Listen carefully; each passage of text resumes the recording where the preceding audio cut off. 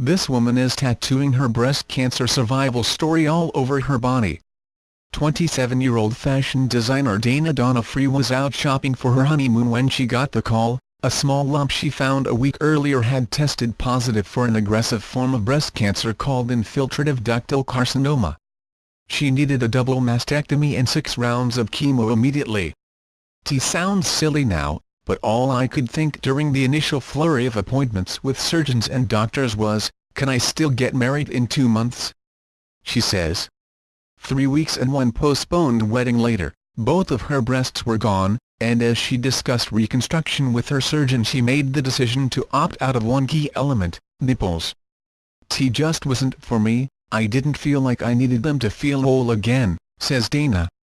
I started thinking if they can tattoo on nipples, why shouldn't I get a tattoo of something that feels like a better expression for me?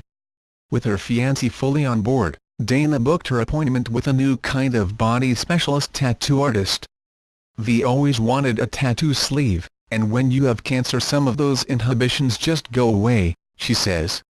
To cover the scars across her chest, Dana asked the artist to create a cherry blossom tree that originated on her back and wrapped around her ribs up to her chest. Wanted something feminine and beautiful that also signified the fragileness of life, she says. T is shaped almost like a demi-bra, because I wanted to feel sexy when I took off my clothes and my old lace bras weren't fitting. Dana says she'll be adding 2 birds extending out of the cherry blossom tree in the near future to represent 2 close friends she has lost to cancer. To cover her chemotherapy port scar which the doctor put under her arm so she could wear a strapless wedding dress, Dana chose a lotus flower tattoo.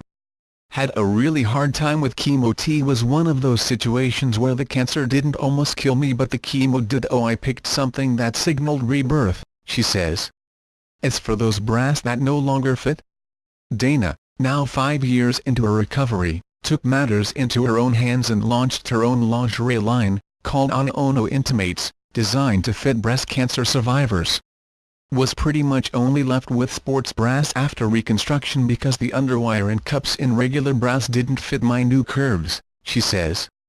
T was crazy, and I wanted to help other women reclaim some of their femininity.